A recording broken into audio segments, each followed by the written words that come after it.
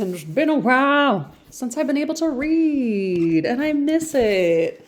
And I do believe it's helping me just in life. Reading out loud has been helping me. I don't know. I was just at a Joe Dispenza retreat. It's a meditation retreat. It was very much a lot of meditation. And then I met this couple outside of the hotel that was like not a part of the meditation retreat at all. And they were like, "So what's this all about?" Because it does look very culty, and it's not a cult. And I swear I'm not in a cult. It's not. But it very much seems like you are. So I don't want to be like, it's not, because that seems very much like what a cult person would be like. Maybe I am in a cult, and like we need to just redefine what a cult means. But these people were outside and they were asking me all about it, and I feel like I like blacked out, and I was just like all this stuff was pouring out of me, and I was like, I think my reading is just helping me like brain to mouth stuff better. I just felt really, they were like, "Whoa, can I get your number? You're like an inspiring, powerful woman, and I want to work with you." And I was like, me? Yes, you may. Here's my number. So what a delight. Let's get back into this little world, because these little women are also an inspiration to me in many ways. It's like Proverbs. There's lots of moral stories. It's very fun because they're entertaining themselves and they have all this work to do, and they're very proud of their work, and they're also just four separate personalities. And the fact that this author could just like keep track of all these character arcs, and I'm sure it was based upon her life or whatever and her own experience, but it's impressive. It's like a decaf chai. I could just sit and drink this and stare and just be so happy.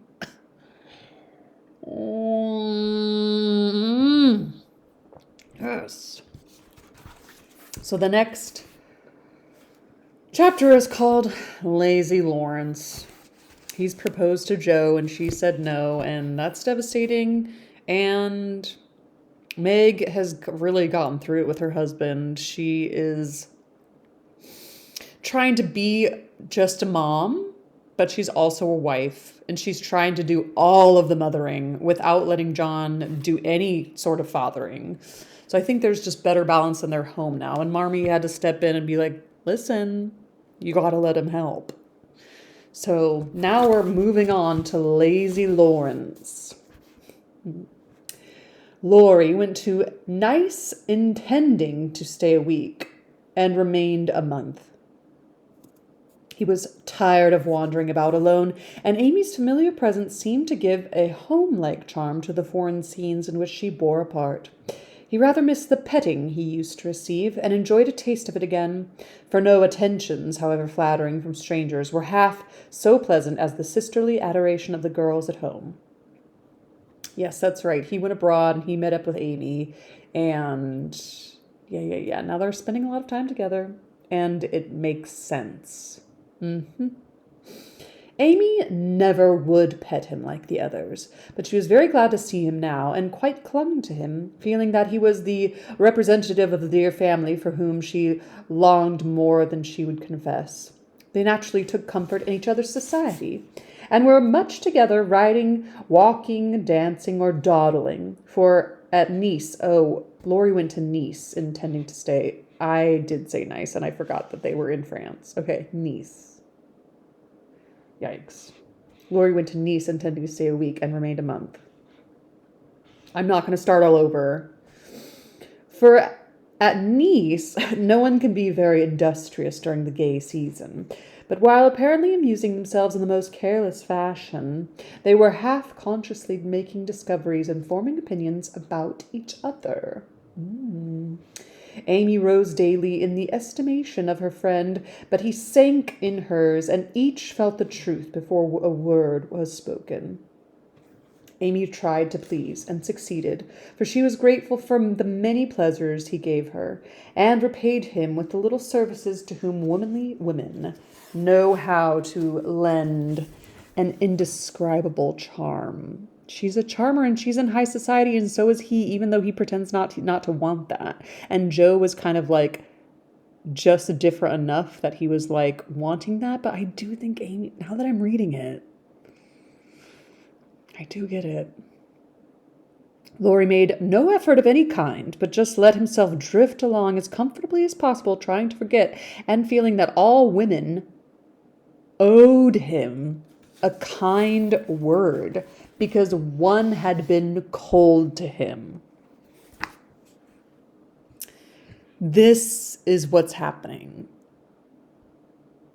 Yeah, this is like, right? It feels like there are men like this right now. A lot. Yikes. Very well said.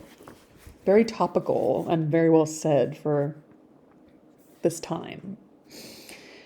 It cost him no effort to be generous, and he would have given Amy all the trinkets in Nice if she would have taken them, but at the same time he felt that he could not change the opinion she was forming of him, and he rather dreaded the keen blue eyes that seemed to watch him with such half sorrowful, half scornful surprise.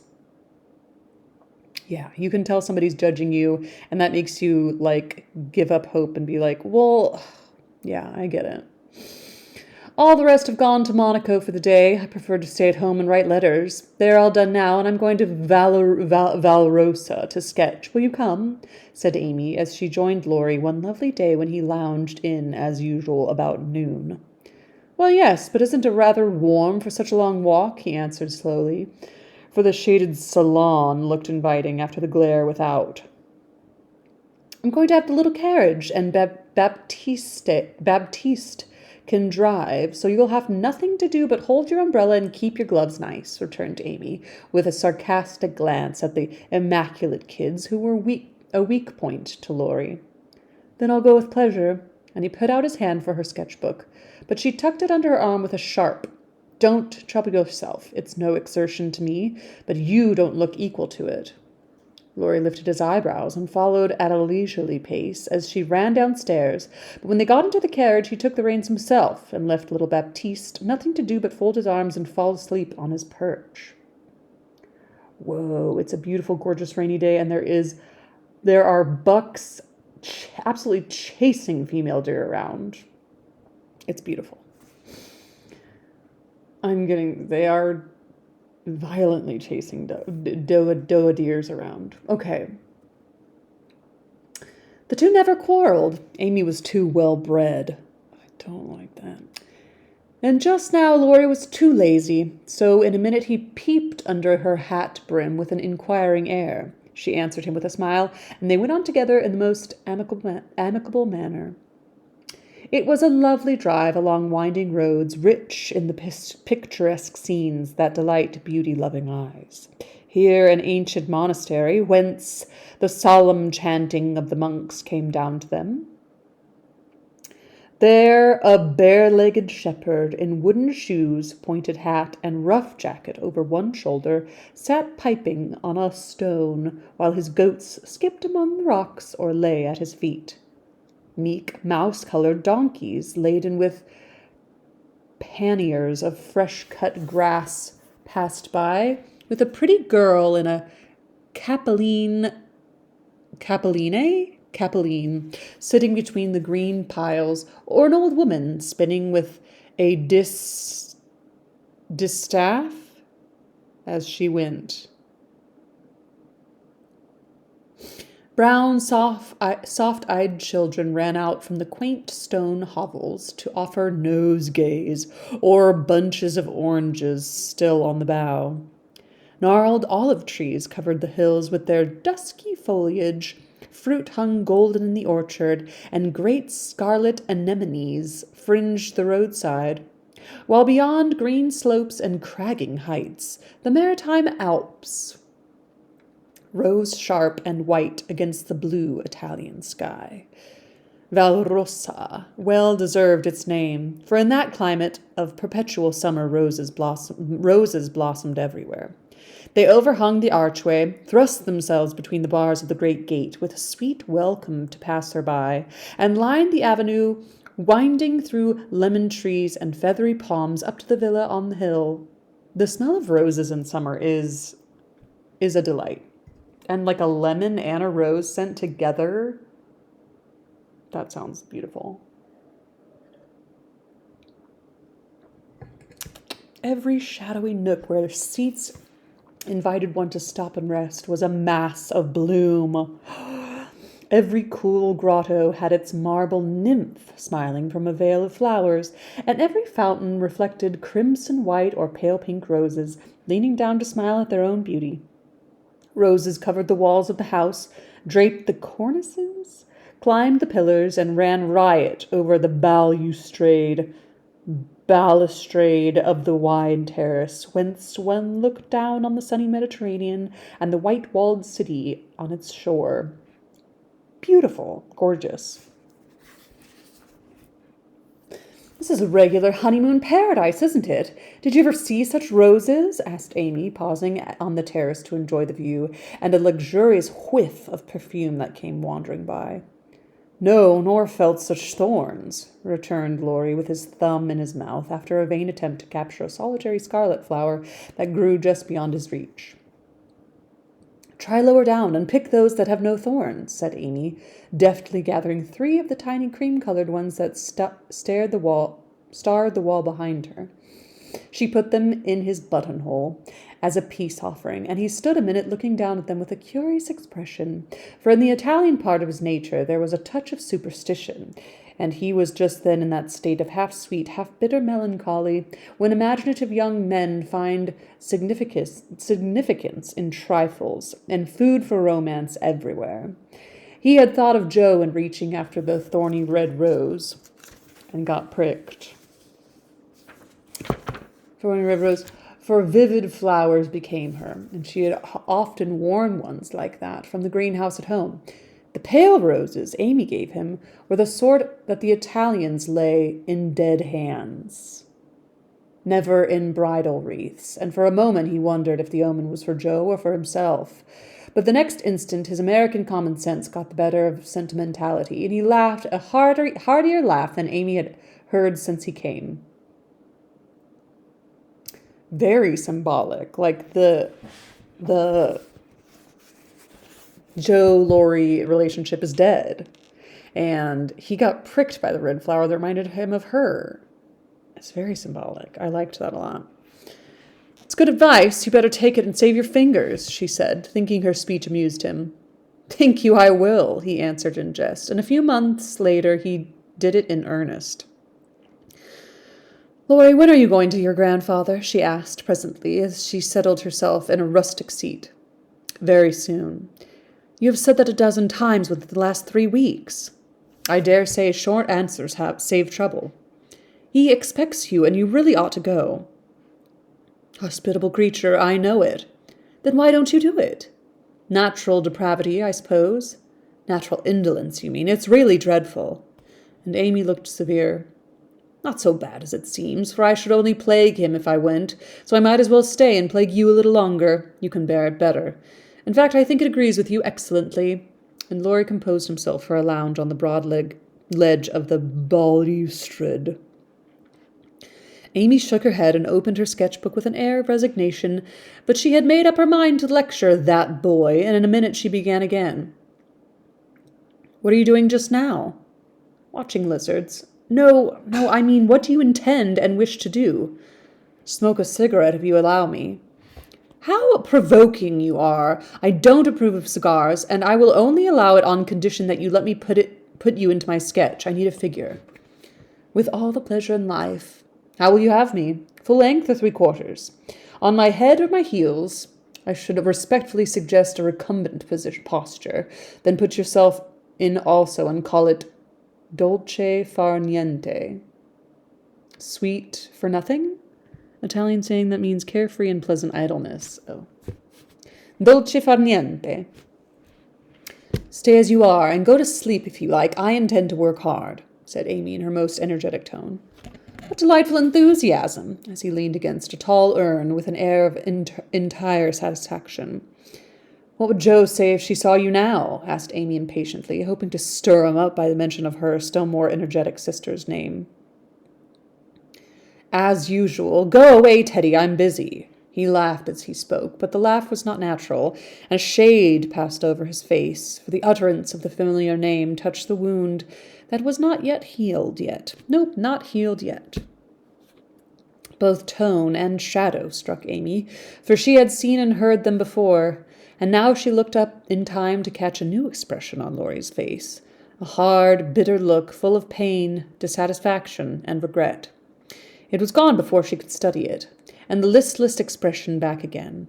She watched him for a moment with artistic pleasure, thinking how like an Italian he looked as he lay basking in the sun with uncovered head, and eyes full of southern dreaminess, for he seemed to have forgotten her and fallen into a reverie. "You look like the effigy of a young knight asleep in his tomb," she said, carefully tracing the well-cut profile defined against the dark stone. "Wish I was." "That's a fool's wish, unless you have spoiled your life. You are so changed, I sometimes think." There Amy stopped with a half-timid, half-wistful look, more significant than her unfinished speech. Laurie saw and understood the affectionate anxiety which she hesitated to express, and looking straight into her eyes, said just as he used to say it to her mother, "It's all right, ma'am." That satisfied her, and set at rest the doubts that had begun to worry her lately. It also touched her, and she showed that it did by the cordial tone in which she said, "I'm glad of that. I didn't think you'd been a very bad boy, but I fancied you might have wasted money at that wicked Baden-Baden, lost your heart to some charming Frenchwoman with a husband, or got into some of the scrapes that young men seem to consider a necessary part of a foreign tour. Don't stay out there in the sun. Come and lie on the grass here, and let us be friendly, as Joe used to say when we got in the sofa corner and told secrets." Laurie obediently threw himself down on the turf and began to amuse himself by sticking daisies into the ribbons of Amy's hat that lay there. "I'm all ready for the secrets," and he glanced up with a decided expression of interest in his eyes. "I have none to tell you. You may begin." "I haven't one to bless myself with. I thought perhaps you'd had some news from home." "You have heard all that has come lately. Don't you often hear? I fancied Jode would send you some volumes." "She's very busy. I'm roving about, so it's impossible to be regular, you know. When do you begin your great work of art, Raffaella?" he asked, changing the subject abruptly after another pause, in which he had been wondering if Amy knew his secret and wanted to talk about it. "Never," she answered with a despondent but decided air. "Rome took all the vanity out of me, for after seeing the wonders there, I felt too insignificant to live, and gave up all my foolish hopes in despair." "Why should you, with so much energy and talent?" "That's just why, because talent isn't genius, and no amount of energy can make it so. I want to be great or nothing. I won't be a commonplace dauber, so I don't intend to try any more." "And what are you going to do with yourself now, if I may ask?" "Polish up my other talents, or be an ornament to society if I get the chance." It was a characteristic speech, and sounded daring, but audacity becomes young people, and Amy's ambition had a good foundation. Laurie smiled, but he liked the spirit with which she took up a new purpose, when a long-cherished one died, and spent no time lamenting. "Good, and here's where Fred Vaughan comes in, I fancy." Amy preserved a discreet silence, but there was a conscious look in her downcast face that made Laurie sit up and say gravely, "Now I'm going to play brother and ask questions, may I?" "I don't promise to answer." "Your face will if your tongue doesn't. You aren't woman of the world enough yet to hide your feelings, my dear. I've heard rumors about Fred and you last year, and it's my private opinion that if he had not been called home so suddenly and detained so long, that something would have come of it, eh?" "That's not for me to say," was Amy's prim reply, but her lips would smile, and there was a traitorous sparkle in her eye which betrayed that she knew her power and enjoyed the knowledge. "You are not engaged, I hope?" And Laurie looked very elder brotherly, and grave all of a sudden. "No." "But you will be, if he comes back and goes properly down upon his knees, won't you?" "Very likely." "Then you are fond of old Fred?" "I could be if I tried." "But you don't intend to try till the proper moment. Bless my soul, what an unearthly prudence. He's a good fellow, Amy, but not the man I fancied you'd like." "He is rich, a gentleman, and has delightful manners. began Amy, trying to be quite cool and dignified, but feeling a little ashamed of herself in spite of the sincerity of her intentions. I understand. Queens of society can't get on without money. So you mean to make a good match and start it in that way? Quite right and proper as the world goes, but it sounds odd from the lips of one of your mother's girls. True, nevertheless. A short speech, but the quiet decision with which it was uttered contrasted curiously with the young speaker. Laurie felt this instinctively and laid himself down again with a sense of disappointment which he could not explain. His look and silence, as well as a certain inward self-disapproval, ruffled Amy, and made her resolve to deliver her lecture without delay. I wish you would do me a favor to rouse yourself a little, she said sharply. Do it for me, there's a dear girl. I could if I tried, and she looked as if she would like doing it in the most summary style. Try then, I give you leave, returned Laurie, who enjoyed having someone else to tease after his long abstinence from his favorite pastime. You'd be angry in 5 minutes. I'm never angry with you. It takes 2 flints to make a fire. You are as cool and soft as snow. I don't know what I can do. Snow produces a glow and a tingle if applied rightly. Your indifference is half affectionate, and good stirring up would prove it. Stir away, it won't hurt me, and it may amuse you, as the big man said when his little wife beat him. Regard me in the light of a husband or a carpet, and beat till you are tired, if that sort of exercise agrees with you. Being decidedly nettled herself, and longing to see him shake off the apathy that so altered him, Amy sharpened both tongue and pencil and began. Flo and I have got a new name for you. It's Lazy Laurence. How do you like it? She thought it would annoy him, but he only folded his arms under his head with an imperturbable, That's not bad. Thank you, ladies. Do you know what I honestly think of you? Pining to be told. Well, I despise you. If she had even said I hate you in a petulant or coquettish tone, he would have laughed and rather liked it. But the grave, almost sad accent of her voice made him open his eyes and ask quickly, Why, if you please? Because with every chance for being good, useful, and happy, you are faulty, lazy, and miserable. Strong language, mademoiselle. If you like it, I'll go on. Pray do, it's quite interesting. I thought you'd find it so. Selfish people always like to talk about themselves. Am I selfish? The question slipped out involuntarily, and in a tone of surprise, the one virtue on which he prided himself was generosity. Yes, very selfish, continued Amy in a calm, cool voice, twice as effective just then as an angry one. I'll show you how, for I've studied you while we've been frolicking, and I'm not at all satisfied with you. Here you have been abroad nearly 6 months and done nothing but waste time and money and disappoint your friends. Isn't a fellow to have any pleasure after 4 years' grind? You don't look like as if you'd had much, and at any rate, you are none the better for it, as far as I can see. I said when we first met that you had improved.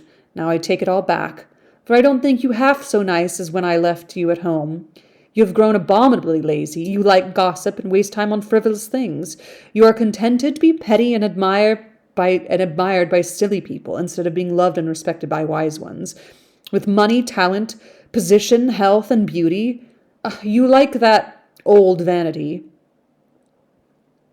But it's the truth, so I can't help saying it. With all these splendid things to use and enjoy, you can find nothing to do but dawdle, and instead of being the man you ought to be, you're only... There she stopped, with a look that had both pain and pity in it. St. Laurence on a gridiron, added Laurie, blandly finishing the sentence. But the lecture began to take effect, for there was a wide, awake sparkle in his eyes now, and a half-angry, half-injured expression replaced the former indifference. I suppose you take it so. You men tell us we are angels, and we say we can make you all what we will. But the instant we honestly try to do you good, you laugh at us and you won't listen, which proves how much your flattery is worth. Amy spoke bitterly and turned her back on the exasperating martyr at her feet. In a minute a hand came down over the page so that she could not draw, and Laurie's voice said, with a droll imitation of a penitent good child, "I will be good. Oh, I will be good." But Amy did not laugh, for she was in earnest, and tapping on the outspread hand with her pencil, said soberly, "Aren't you ashamed of a hand like that? It is as soft and white as a woman's, and looks as if it never did anything but wear Jovine's best gloves and pick flowers for ladies. You are not a dandy, thank heaven, so I'm glad to see there are no diamonds or big steel rings on it. Only the little old one that Joe gave you so long ago. Dear soul, I wish he was here to help me." "So do I." The hand vanished as suddenly as it came, and there was an energy enough in the echo of her wish to suit even Amy. She glanced down at him with a new thought in her mind, but he was lying, with his hat half over his face as if for shade, and his mustache hid his mouth. She only saw his chest rise and fall with a long breath that might have been a sigh, and the hand that wore the ring nestled down into the grass as if to hide something too precious or too tender to be spoken of. All in a minute, various hints and trifles assumed shape and significance in Amy's mind, and told her that what her sister never had confided to her. She remembered that Laurie never spoke voluntarily of Joe. She recalled the shadow of his face just now, the change in his character, and the wearing of the little old ring, which was no ornament to a handsome hand. Girls are quick to read such signs and feel their eloquence. Amy had fancied perhaps a love trouble was at the bottom of the alteration, and now she was sure of it. Her keen eyes filled, and when she spoke again, it was in a voice that could be beautifully soft and kind when she chose to make it. "I know I have no right to talk so to you, Laurie, and if you weren't the sweetest-tempered fellow in the world, you'd be very angry with me. But we are all so fond and proud of you, I couldn't bear to think they should be disappointed in you at home, as I have been, though perhaps they would understand the change better than I do." "I think they would," came from under the hat in a grim tone, quite as touching as a broken one. "They ought to have told me, and not let me go blundering and scolding, when I should have been more kind and patient than ever. I never did like that Miss Randall, and now I hate her," said artful Amy, wishing to be sure of her facts this time. "Hang Miss Randall," added Laurie, and Laurie knocked the hat off his head with a look that left no doubt of his sentiments toward that young lady. "I beg your pardon. I thought—" And there she paused diplomatically. "No, you didn't. And you knew perfectly well I never cared for anybody but Joe," Laurie said in his old, impetuous tone, and turned his face away as he spoke. "I didn't think so, but as they never did anything about it, and you came away, I supposed I was mistaken, and Joe wouldn't be kind to you? Why, I was sure she loved you dearly." "She was kind, but not in the right way. And it's lucky for her she didn't love me, if I'm the good-for-nothing fellow you think of me. It's her fault, though, and you may tell her so." The hard, bitter look came again as he said that, and it troubled Amy, for she did not know what balm to apply. "I was wrong. I didn't know. I'm very sorry I was so cross, but I can't help wishing you'd bear it better, Teddy dear." "Don't. That's her name for me." And Laurie put up his hand with a quick gesture to stop the words spoken in Joe's half-kind, half-reproachful tone. "Wait till you've tried it yourself," he added, in a low voice as he pulled up the grass by the handful. "I'd take it manfully and be respected if I could be loved," cried Amy, with the decision of one who knew nothing about it. Now Laurie flattered himself that he had borne it remarkably well, making no moan, asking no sympathy, and taking his trouble away to live it down alone.